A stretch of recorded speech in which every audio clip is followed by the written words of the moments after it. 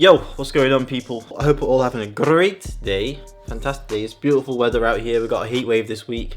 Good vibes, productive. But yeah, today I'm going to do like another mixing update. Every time like I tweak something with my own mixing process, I'll give like an update on here. So for a lot of you guys that make trap beats and you just want to get that clarity but also have that punchy low end and just have like a really clean mix, then this is probably going to be the most efficient way to do it. So yeah, we're going to get straight into it. I'll try not to make this too long and too talky. Before we do get into it, make sure you head over to prodllb for drum kits, loop kits, sample kits, beat selling courses, all the good stuff's on there.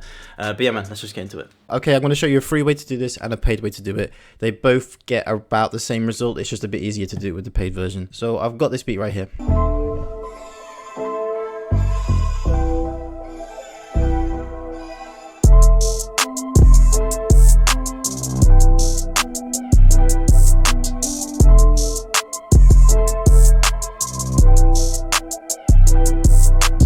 Okay, so as you can tell, it's got a nice clean top end to it. It sounds really clear. The bass is hitting.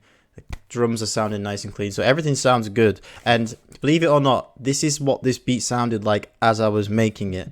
And it's so easy to do. So let's dive into it. So before you start making any of your beats, save this template on your master channel so that whenever you open up FL Studio, this will pop up and you don't have to worry about it. And it's just good to go. So for the paid version, I've got the Pro EQ3 loaded up.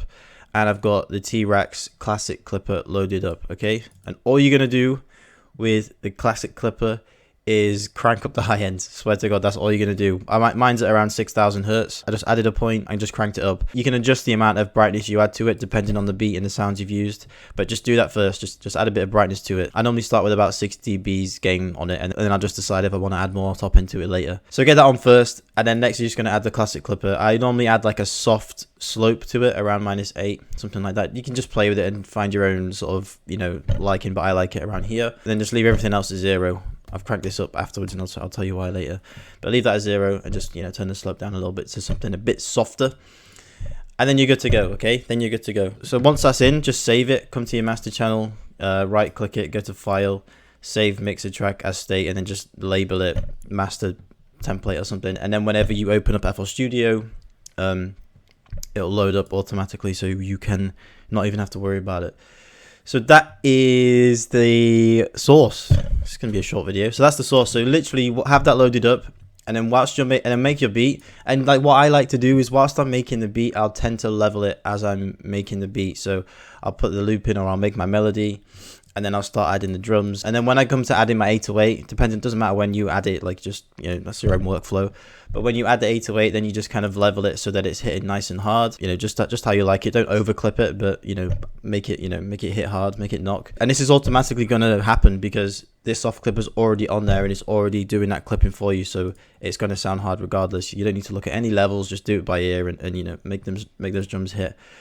Now, the reason why this is convenient, if you have the paid versions, if you have at least the Classic Clipper, you don't really need the Pro Q. You can use the parametric EQ. But yeah, come back to the Classic Clipper, and when you are done with the beat and you need to export it, and this is where exporting the stems out becomes way more efficient as well. Then once you're done with the beat, you've made the beat and you've got it all laid out like this. In terms of mixing, all you got to do is put everything into the mixer like I've done right here. Just highlight everything and turn it down, because what you don't want is to export stems that are clipping because they haven't hit the master yet. So when people start working with the stems, everything's going to be clipped and it's not going to sound good whilst they're mixing it.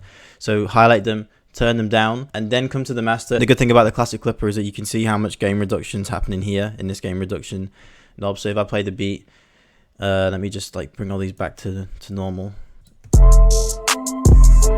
Okay, we're getting between -5 and -8 dBs worth of gain reduction, okay, which is fine because we've got this soft slope that's clipping, so it's not really distorting the sounds too bad. But yeah, now you can see that once you come in and you just drop all these down so that these sounds aren't clipping here for when you export them, and then you come back to your Classic Clipper, you can go ahead and just re-add that gain reduction just using the gain knob, the pre-gain here. So play the beat.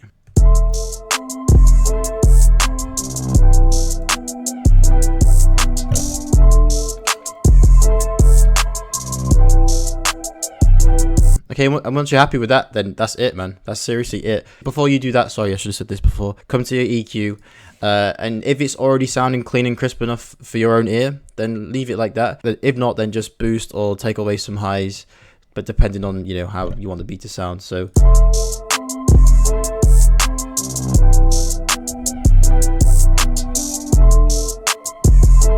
okay, that's nice, man. And the fact that this is on the master is like, it's cool. Like, I've added a bit of high end. It's going to add clarity to the drums.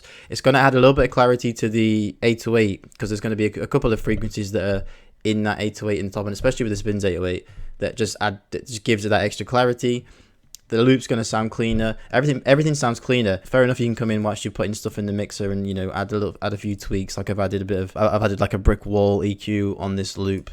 I've taken a little bit of the highs away from some of the sounds, but that's all personal preference, and like that's just me adding a few tweaks here and there, like literally like 2-second tweaks. Just point to the snare and turn this built-in EQ down. But the main thing is boosting those highs and adding that clipper, man, and that's it. So that's the paid version. Let me show you how to do this with the stock plugins. So instead of using these, we are going to use a parametric EQ, and we are going to use the soft clipper. Fruity soft clipper, okay, just the default preset on the soft clipper. You guys should know this by now. So come into the parametric EQ, boost those highs, add about 6 dBs worth of gain to the high end, save that as a template.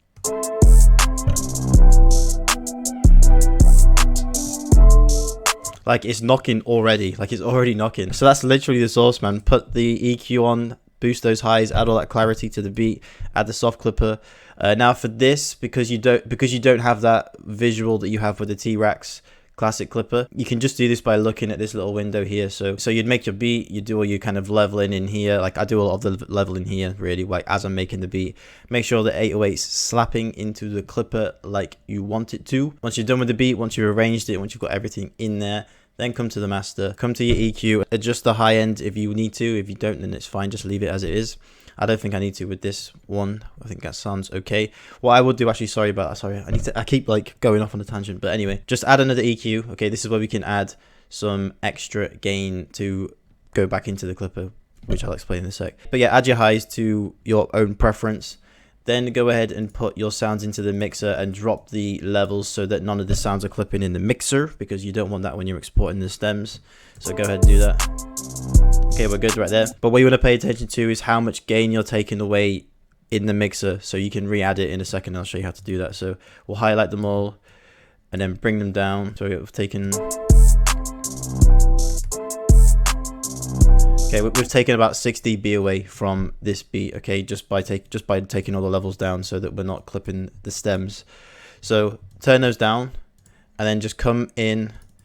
The first EQ is going to be you brightening up the mix. The second EQ is just going to add some post gain. That's all we're going to do. So just come to this lever over here on the left, and this is just going to be gain. That's literally doing, just turn up the volume with this knob right here. So come in, and then we're just going to add back that 6 dB because that's what we took away when we was mixing. And if you take a look at the master channel right here, we're not going over 0 dB because the clipper's stopping it from doing it, and it sounds super hard, man. So that is the source. Okay, free version. Paid version sounds like this. Okay, they sound very similar. Honestly, these plugins are all doing the same thing.